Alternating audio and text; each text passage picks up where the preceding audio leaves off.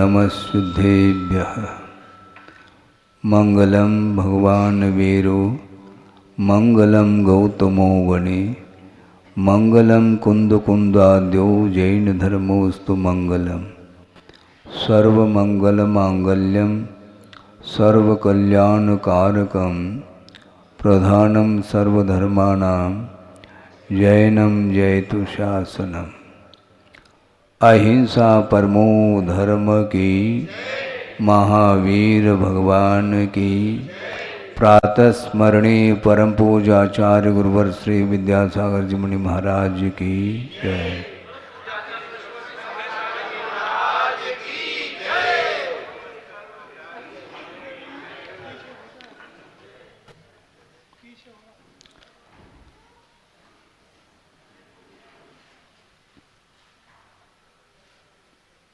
इंदौर शहर के लिए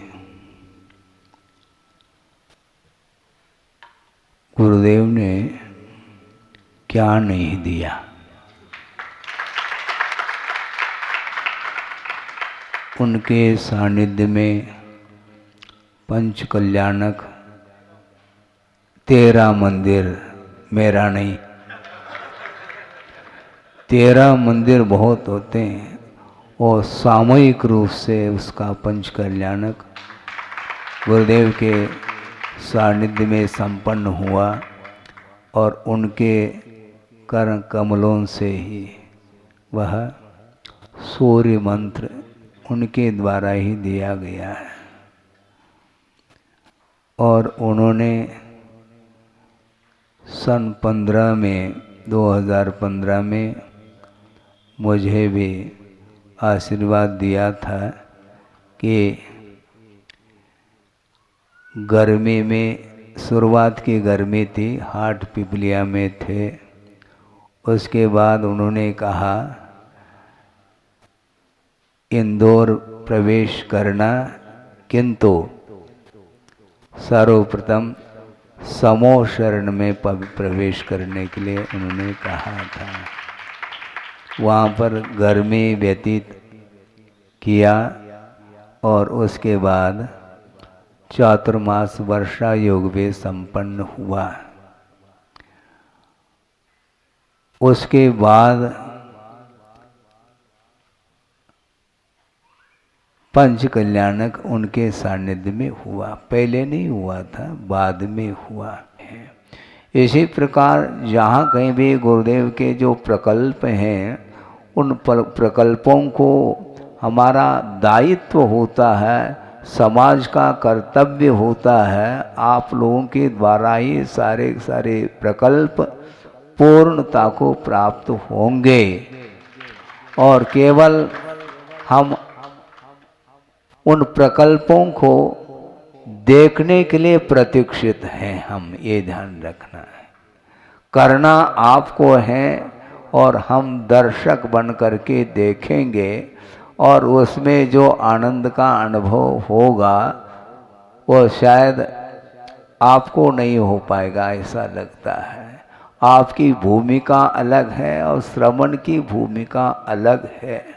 श्रवण लोग निरंतर बढ़ती हुई प्रभावना को देखते हुए प्रसन्नता का अनुभव करते हैं, इसलिए क्योंकि ये धर्मरूपी जो रथ है उसके 2 पहिए हैं, एक पहिए के द्वारा ये चलता नहीं रथ। इसलिए एक श्रावक और श्रवण दोनों पैरेलल चल रहे हैं, समानांतर से चल रहे हैं।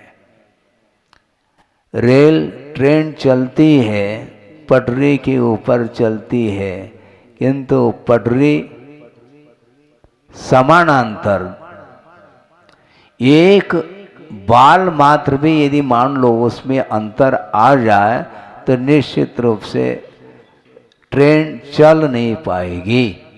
उसी प्रकार यह विषय है, इसलिए हम ज़्यादा नहीं कहना चाहते हैं कि वैसे ही आप लोग हैं। हम लोग तो देहात चले जाते हैं और आप लोग शहर में ही पूरा चातुर्मास नहीं, कई चातुर्मास व्यतीत किए हैं।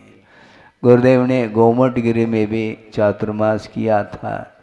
उसके बाद रेवती रेंज में किया है, और वह रेंज बहुत बड़ा रेंज है, ये ध्यान रखो। पूरा भारतवर्ष भी उसके लिए कम पड़ेगा, पूरा विश्व में उनका रेंज हाँ बहुत बड़ा है। और पूरे विश्व के लिए उन्होंने ज्योति प्रदान की है। इसलिए हमने ज्योतिर्मय तीर्थ यह शब्द चुना। उन्होंने ज्योति प्रदान की है, और यह ज्योति केवल ज्ञान के किरण को उद्घाटित करने के लिए समर्थ है। इसलिए हमें बहुत आनंद का अनुभव होता है। हालांकि हम और आपके बीच में गुरुदेव रहे नहीं। जब कभी भी स्मरण का विषय बनता है तो अपने आप में कंठ अवरुद्ध जैसा हो जाता है।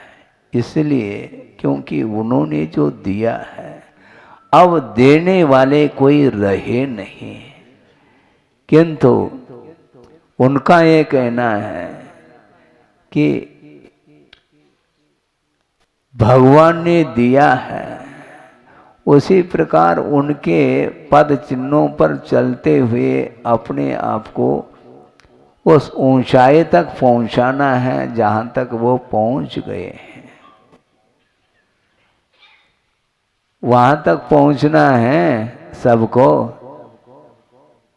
हम भी धरती पर हैं और आप लोग भी धरती पर हैं, और धरती से हमें ऊपर उठने के लिए उन्होंने प्रेरणा दी है। उन्होंने रत्नत्रय का दान किया है, उन्होंने ज्ञान दान भी दे दिया, रत्नत्रय का दान भी दिया, मार्ग को भी प्रशस्त उन्होंने किया है।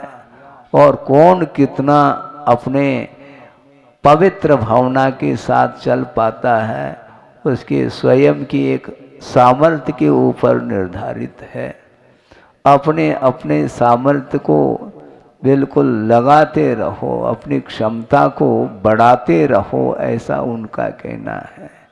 क्षमता को बढ़ाना चाहिए। शक्ति भीतर छिपी हुई है, उसको उद्घाटित करने के लिए निरंतर जो है प्रभु की और गुरु की आराधना के माध्यम से हम अपने आप को उठा सकते हैं। आत्म तत्व बहुत हल्का है, बल्कि वेट लेस है वो, उसका कोई वेट नहीं। आपका वेट टनोटन हो सकता है, क्विंटलों में हो सकता है, लेकिन आत्म तत्व का कोई वेट नहीं है। हाँ, वेट नहीं है। इसलिए उस आत्म तत्व को हम प्राप्त करना चाहते हैं तो हल्का होना चाहिए। सब लोग भारी होना चाह रहे हैं, भारी नहीं है, हल्का फुल्का। फुल्का खाओगे तो हल्का हो सकते हैं। हाँ, है? बहुत ज़्यादा हैवी डाइट लोगे तो फिर तो ऊपर उठना बहुत कठिन हो जाता है। इसलिए लाइट, एक दिन कहा था हमने, हमें लाइट में नहीं आना, लाइटली है, लाइटली प्रकाश को लेना है, अथवा लाइट यानी हल्का होता है। इसीलिए कर्मों को पछाड़ने के लिए अपने को हल्का होने की आवश्यकता। मोह का बहुत बड़ा दबाव है, अनंत शक्ति को उसने दबा दिया है और हम दबते चले जा रहे हैं। पता नहीं और कितने दबते चले जाएंगे। मोह के द्वारा दबाव पड़ रहा है। इसलिए और मोह जो जागृत होता है वह पर वस्तुओं के साथ संबंध रखने से ही और उसका दबाव बढ़ता चला जा रहा है। इसलिए पर वस्तुओं से अपने आप को पृथक करने का एकमात्र पुरुषार्थ करना है। मोक्ष पुरुषार्थ में और कुछ भी नहीं किया जाता। यहां तक कहा कुछ सोचना भी नहीं। महाराज खाली हो जाएंगे फिर अपन वापिस भरने की बात कर रहे हो। खाली करने की बात करो ना, आत्मा में रहने की बात करना चाहते हैं आचार्य। अपम में रहो, आत्मा को आत्मा में ही रत होना चाहिए, अन्यत्र नहीं। और हमेशा हमारी दृष्टि, हमारा उपयोग, हमारा मन अपने आप में टिक नहीं पाता है, अन्यत्र ही चला जाता है। इसलिए मोक्ष मार्ग पर आरूढ़ होने के लिए बहुत शांत परिणामों को रखना होता है। लेकिन शांति चाहता तो है संसारी प्राणी, किंतु शांत रहना नहीं चाहता। समस्या ये खड़ी हो जाती है। हमेशा उसको अकेले में मन नहीं लगता है। शांतिनाथ भगवान हैं अथवा बड़े बाबा हैं कुंडलपुर के, और वहाँ पर पहाड़ चढ़ करके पहुँच गया। वहाँ पर कोई भी नहीं, मन नहीं लगता महाराज। अच्छा, बड़े बाबा के चरणों में भी मन नहीं लग रहा, इसका अर्थ आपका मन लगता कहाँ? महाराज वहाँ पर कोई चहल पहल नहीं है। तुम्हें पहल करना है, चहल पहल की क्यों बात करते हो? 12-1 बजे वहां पर कोई पहुंचता है तो वहां पर कोई नहीं, कोई सन्नाटा छा जाता है। अर्ध निशा का नहीं, अर्ध दिवा का सन्नाटा। वहां पर दिन में भी कोई भी देखने में नहीं आता, केवल बड़े बाबा विराजमान हैं। उनके चरणों में जाओ और आनंद आता, क्योंकि शांत वातावरण है, कोई भीड़ नहीं, कोई कोलाहल नहीं, शोरगुल नहीं है। तो ऐसे स्थान को चुनते हैं श्रमण लोग, और उनका आदर भाव और व्यक्त हो जाता है। इच्छति एकांत संवासम निर्जने जनितादर। जहाँ पर निर्जन स्थान है, कोई लोग नहीं, वहाँ पर उनका आदर भाव प्रकट हो जाता है। एक दूसरे के साथ संबंध रखते रखते रखते अनंत काल व्यतीत हुआ है, और एक दूसरे के परिचय को देने में वह लगा हुआ है। आत्मा का कोई भी परिचय नहीं है। क्या परिचय है मुझे बताओ? एड्रेस। न आत्मा का कोई एड्रेस है, न ड्रेस है। ड्रेस भी नहीं, एड्रेस भी नहीं। और संसारी प्राणी ड्रेस और एड्रेस इसमें उलझा हुआ है। क्या कर सकते हो? कुछ नहीं करना, प्रभु की ओर निहारो। हाँ, अपना आत्म तत्व पकड़ में आ सकता है, अन्यत्र कहीं भी नहीं जाना है। स्वयं आत्मा को स्वयं ज्ञान के माध्यम से उसका दर्शन नहीं कर पा रहा है। आप लोग कहते हैं क्या मुहावरा, जल में मीन प्यासा। अब बोलो, सागर में है और फिर भी प्यासा है। क्या मतलब हुआ? इसी को बोलते हैं सागर में रहते हुए भी, जल में रहते हुए भी वह प्यासा क्यों है? उसी प्रकार आपकी निधि आपके पास है, फिर भी हम उस निधि को प्राप्त नहीं कर पा रहे हैं। क्यों? क्योंकि प्रभु की सन्निधि में नहीं पहुंच पाते हैं, इसलिए अपनी निधि पकड़ में नहीं आती, पहचानने में नहीं आ पाती है। इसलिए अर्थ से ऊपर उठना है, उसके बिना परमार्थ का दर्शन संभव नहीं। इसलिए जगह जगह स्थान स्थान पर जो है गुरुदेव ने जिनालयों का निर्माण करके आपके मन को संयत बनाने के लिए उन्होंने पुरुषार्थ किया है, ये ध्यान रखो।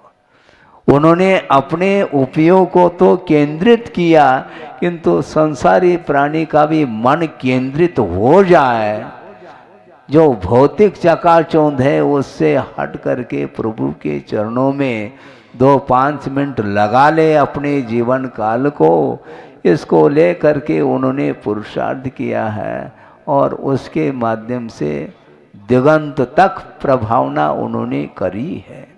जिनेंद्र भगवान की प्रभावना करने का लक्ष्य उनका था, अपनी प्रभावना नहीं चाहते थे वो।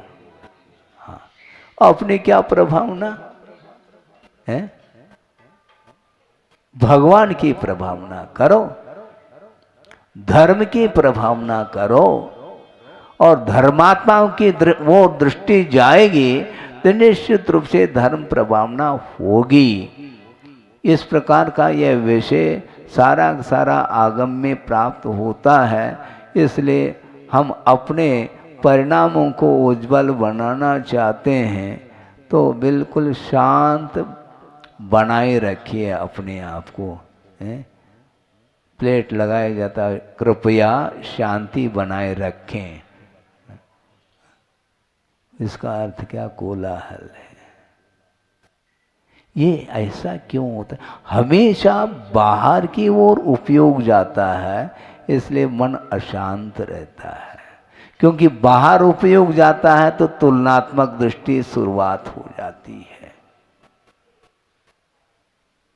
एक दूसरे के साथ कंपैरिजन करना, ये ठीक नहीं है।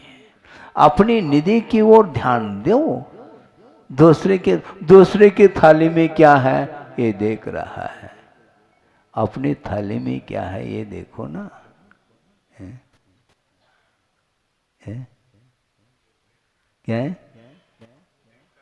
हाँ, अपना नहीं दिखता। इंद्र को भी जो आनंद आ रहा है ये ध्यान रखो, क्योंकि सारे इंद्र हो तो फिर आनंद नहीं आएगा। सारे अध्यक्ष हो तो फिर क्या, कोई आनंद नहीं। सारे मंत्री हो तो कोई आनंद नहीं। एक अध्यक्ष होता है उसका आनंद अलग है, और उपाध्यक्ष होता है तो उसको आनंद तो आता है तो कम, तुलनात्मक दृष्टि से कम आता है, क्योंकि अध्यक्ष के पास है इसलिए, लेकिन वह अध्यक्ष नहीं माना जाता है। वह अध्यक्ष नहीं माना जाता। राष्ट्रपति और उपराष्ट्रपति, पति दोनों हैं, लेकिन एक राष्ट्रपति है एक उपराष्ट्रपति है, ये उप और लग गया तो राष्ट्रपति की वह पास है, निकटवर्ती है, इसलिए उतना आनंद उसको नहीं आता। ये सब समस्या है, ये पर सापेक्ष हैं। तुलना एक में नहीं होती, एक से अधिक में ही तुलना होती है। गुड इन्हें अच्छा, बेटर इन्हें और बेस्ट इन्हें सुपर क्वालिटी है, और पहुंच गया है। यही होता है, जो अपने पास है उसमें उसको आनंद नहीं आ रहा है, बल्कि दूसरे को ज्यादा आनंद आ रहा है, इसलिए वह दुख का अनुभव कर रहा है। और जो ज्यादा जो आनंद आ रहा है वह क्यों आ रहा है, दूसरे के पास उतने दूसरे के पास उतना नहीं है, इसलिए उसको आनंद आ रहा है, क्योंकि वह सामान्य है और हम विशेष हैं। ये तुलना होती है, बहुत कठिन काम है। कल परसों हमने कहा था, शायद 2-4 दिन पूर्व में, कि केवल ज्ञान की दृष्टि से कोई अंतर नहीं, फिर भी उसमें अंतर हम डाल रहे हैं। ये तीर्थंकर केवली हैं और एक सामान्य केवली है। केवल ज्ञान में अंतर है क्या, बोलो तो? कोई अंतर नहीं। उनको कोई भी फील नहीं हो रहा कि मैं सामान्य केवली हूँ और ये तीर्थंकर केवली हैं, ये वीआईपी हैं और हम सामान्य हैं, ऐसा उनको कोई फील नहीं होता। किंतु हमें फील हो रहा है, समस्या ये खड़ी हो रही है। हाँ, उनको कुछ भी कोई अंतर नहीं पड़ता, वो 500 धनुष रहे या उससे और जाए तो उनको कोई अंतर नहीं आने वाला, क्योंकि मोह का अभाव हो चुका है और मोह के कारण ही पीड़ा होती है, तुलना होती है। तीर्थंकर प्रकृति के उदय के कारण वह जो बहिरंग जो वैभव है उनको प्राप्त हुआ है, और तीर्थंकर प्रकृति का जिन्हें उदय नहीं है उनको वह वैभव नहीं मिला। किंतु अनंत चतुष्टय रूप जो अंतरंग लक्ष्मी है उस दृष्टि से समानता है, इसलिए उनको कोई फील नहीं होता है? अपन कितना अंतर डाल रहे हैं। ये सब क्या है? बहिरंग लक्ष्मी यहीं पर बिखर जाएगी, समोशरण बिखरेगा, किंतु अनंत चतुष्टय रूप जो वैभव है वह कभी बिखरने वाला नहीं है, वो उसको प्राप्त करना है। इसलिए गुरुदेव का कहना, मैं तीर्थंकर बनूं नहीं बनूं हमें कोई भी चिंता नहीं, समो शरण में एक कोने में स्थान भर हमें मिल जाए तो बस हम पार हो जाएंगे। इसको बोलते हैं लघुता। हम बड़ा बनना चाहते हैं, हाँ? तो बड़ा बनने का सारे बड़े हो गए तो फिर बड़े घर के कौन रह गए? कौन है वो? बहुत कठिन है ये तुलना, हमेशा तुलना ही दुख के लिए कारण है। इंद्र है तो वो कहता मेरे अंडर में पूरा परिवार, सामानिक आदि जितने भी देव हैं उनके अधीनस्थ रहते हैं, इसलिए उनको आनंद आता है। लेकिन ये इंद्र पद जो मिला है वह निदान से नहीं मिला, ये ध्यान रखो। रत्नत्रय की आराधना करने से इंद्र पद मिलता है, हाँ। और वह पुण्यानुबंधी पुण्य है, उसका उपभोग होने के उपरांत भी वह पुण्य समाप्त नहीं होता और दूसरे और अन्य भव में, दूसरे भव में अनेक प्रकार के और बड़े बड़े पद ही उन्हें मिल जाते हैं, क्योंकि मिलने के उपरांत भी उसके प्रति उपेक्षा का भाव आता है, भोगने का भाव नहीं आता। तब वह सामग्री मिलती चली जाती, मिलती चली जाती। असंख्य समो शरण में देव देवांगनाएं हैं, मनुष्य गति के भी जीव वहाँ पर विद्यमान हैं, पशु भी हैं, और उनकी छत्र छाया में सब समानता का अनुभव करते हैं। चक्री भी बैठा है तो वहीं पर बैठा है। कोई अलग व्यवस्था होती हो उनके लिए नहीं है। भले आप लोग उनके लिए बहुमान की दृष्टि से देखो, ये बात अलग है, किंतु वो कहता है मुझे चक्री के रूप में मत देखो, मैं सामान्य सेवक हूँ, प्रभु का मैं उपासक हूँ, इसलिए ज़्यादा यहाँ पर व्यवस्था की आवश्यकता नहीं है। और जब राज सिंहासन पर बैठेगा तो उस समय तो बिल्कुल ठाट बाट के साथ बैठेगा, मुकुट के साथ बैठेगा, जो भी व्यवस्था उनकी रहेगी वह ड्रेस, फुल ड्रेस के साथ रहता है, वो अलग विषय है। तो इसलिए वीतरागी के चरणों में जब जाता है तो वो समय वीतरागता को प्राप्त करने का ही एकमात्र लक्ष्य होना चाहिए, उसके माध्यम से ही शांति मिलेगी। लेकिन बहुत कठिन होता है महाराज, बार बार अब थोड़े बहुत भी मनोरंजन नहीं करते, हमारा मन नहीं लगता, ये भी होता है। एक बार का विषय हम रखना चाहते हैं। गुरुदेव ने एक महाराज के लिए प्रवचन के लिए भेजा और शुद्ध अध्यात्म को परोसा उन्होंने, और एक व्यक्ति ने भी ताली नहीं बजाई। और दूसरे दिन दूसरे महाराज को भेजा, उन्होंने अपने ढंग से ताली बजवाई। क्यों? वो मन उसके बिना लगता नहीं है ना, क्योंकि गुरुदेव ने ये कहा था कि अध्यात्म को पचाना खेल नहीं, बहुत गरिष्ठ है वो भोजन। हाँ। और मनोरंजन के माध्यम से मन लग जाता है, वंस मोर कह देता है वो। हाँ।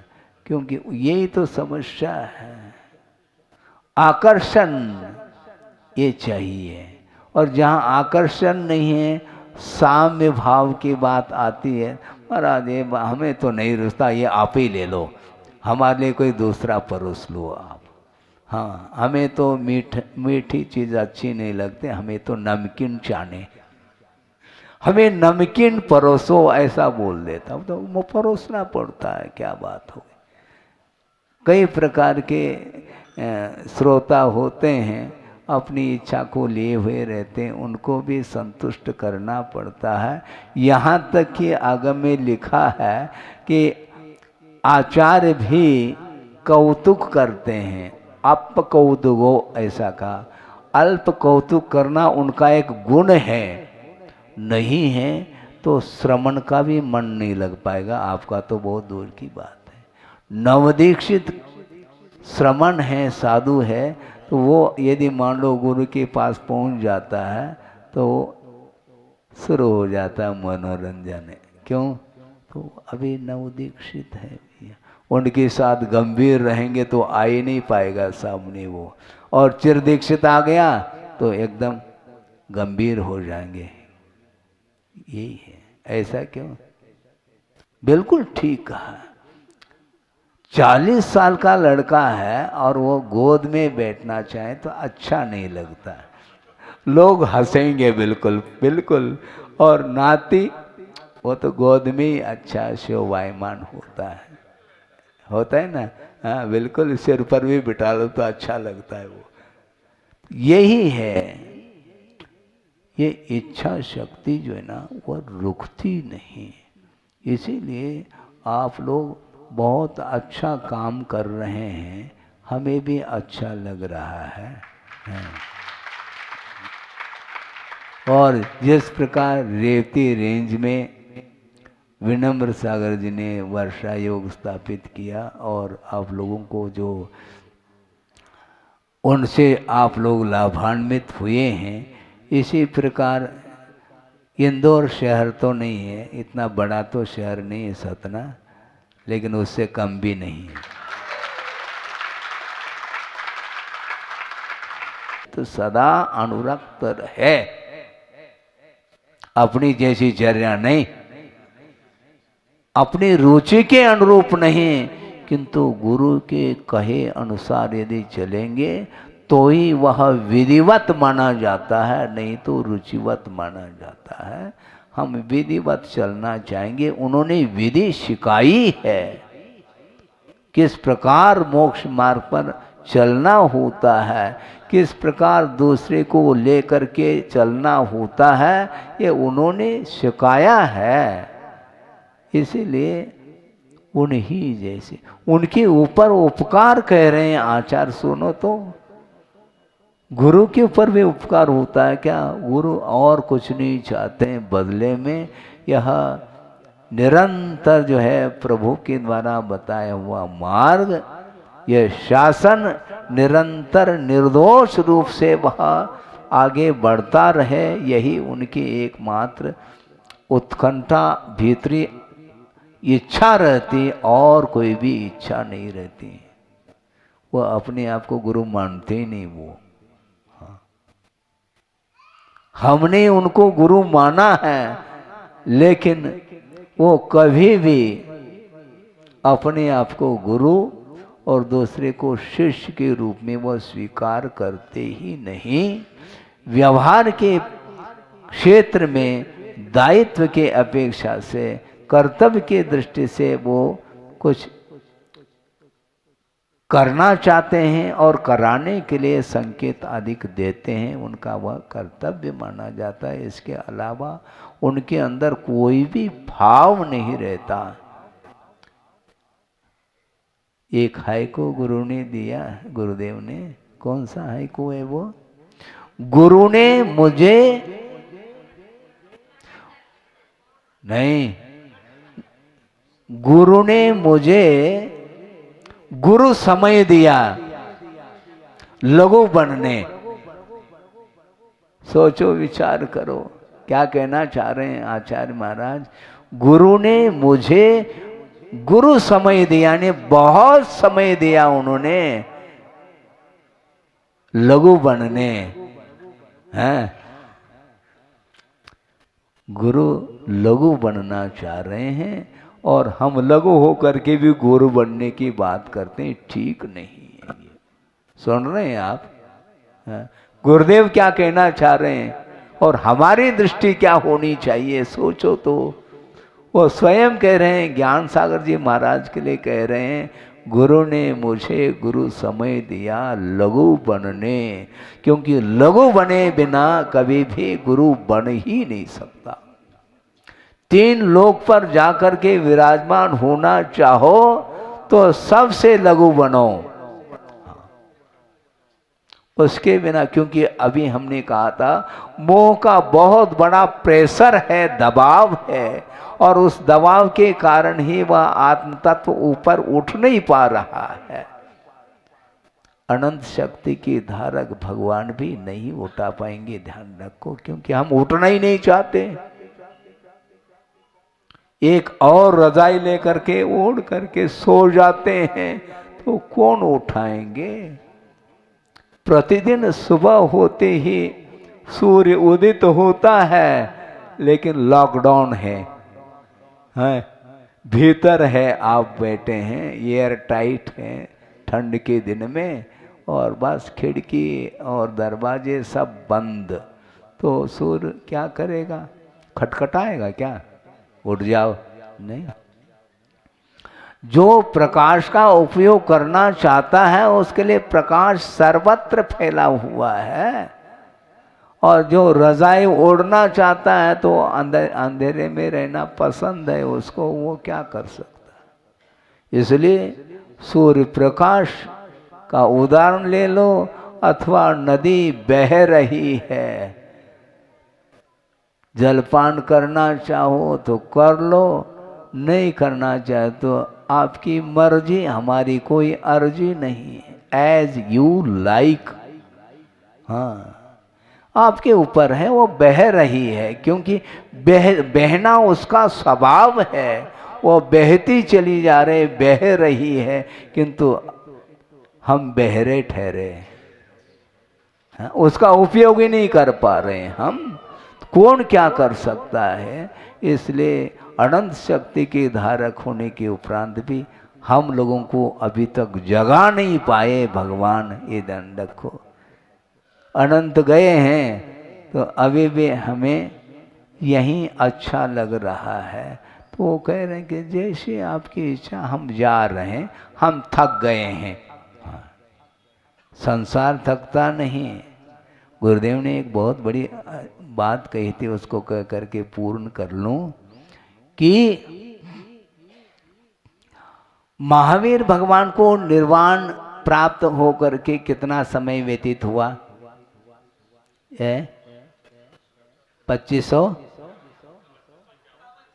2551 साल, ठीक है। 2551 साल उनसे सीनियर आप लोग हैं, क्योंकि संसार का अनुभव 2551 साल आपका ज्यादा हुआ है। भगवान जूनियर ठहरे, क्योंकि अनुभव संसार का हमें ज्यादा है। 2551 साल ज्यादा हमने संसार का रस लिया है, अनुभव ज़्यादा है, हैं? हम बड्डे उनसे, महावीर प्रभु से, इसको बोलते हैं। ये तो विशेषता है। आचार्य महाराज क्या सोचते हैं, आप सोच नहीं पाओगे। और आप लोगों को उन्होंने स्पष्ट शब्दों में कहा था सभा में कि आप सब लोग वीतरागी हैं। सब लोगों को आश्चर्य हो गया, महाराज हम कैसे वीतरागी, आपको आत्मा से रागी नहीं, आपको आत्मा से राग नहीं है इसलिए आप वीतरागी हैं, और हमें आत्मा से अनुराग है इसलिए हम रागी हो गए। और विषयों से हमारा कोई राग नहीं, कोई नाता रिश्ता नहीं, इसलिए हम वीतरागी हैं, और उसके प्रति आपका अनुराग है इसलिए आप रागी हैं। यही तो विवक्षा है आचार्यों की। इसलिए हमें वीतरागी बनना है, किससे, सांसारिक वस्तुओं से कोई भी हमारा कोई राग नहीं रहेगा।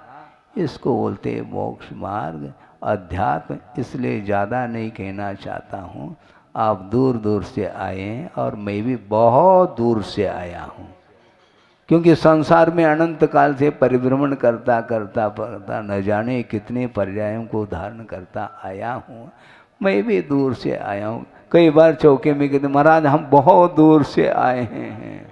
तो दूर से आए तो क्या कहना चाहो, बोलो ना, एक ग्रास तो देंगे महाराज, हम बहुत दूर से आए हैं। ऐसा शुद्धि बाद में बोलते हैं, पहला इसे यही बोलते हैं ताकि महाराज देख लें। महाराज नहीं भी देखते हैं तो कभी कभी परिचय वो दे ही देते हैं कि महाराज हम इंदौर से आए हैं, और इसमें भी उनको संतुष्टि नहीं, महाराज हम कालानी से आए हैं।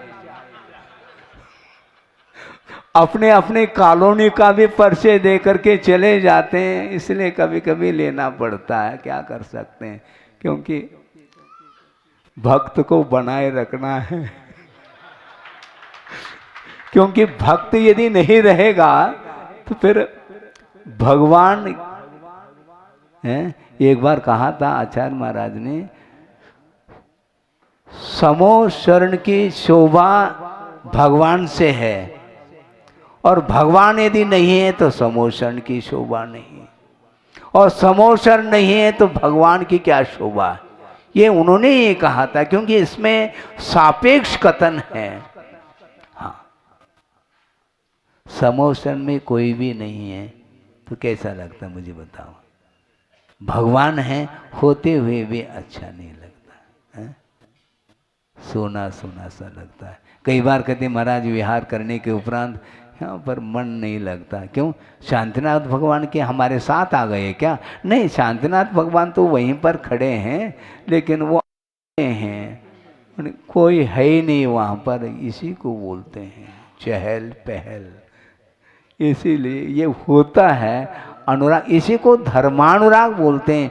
प्योर जो वीतराग जो भाव है वह बहुत ऊपर की बात है। इसलिए आप अपने स्थान पर रहो, कोई बाधा नहीं। आप अपने गोद में नाती को रखो, कोई बाधा नहीं, किंतु भगवान को भूलो नहीं। हाँ, नाती को याद करो, कोई बाधा नहीं, उसके साथ भगवान को भी तो याद रखो। इसलिए से सच्चे देवगुरु शास्त्र की उपासना करने वाले हम और आप हैं। निरंतर हमारा उपयोग उनके चरणों में बना रहें, और वो जिस प्रकार साधना के माध्यम से अपने शुद्ध परमात्म तत्व को प्राप्त कर लिया है, उसी प्रकार हमें भी करना है। इसी भावना के साथ इस विषय को पूर्ण किया जाता है। अहिंसा परमो धर्म की जय।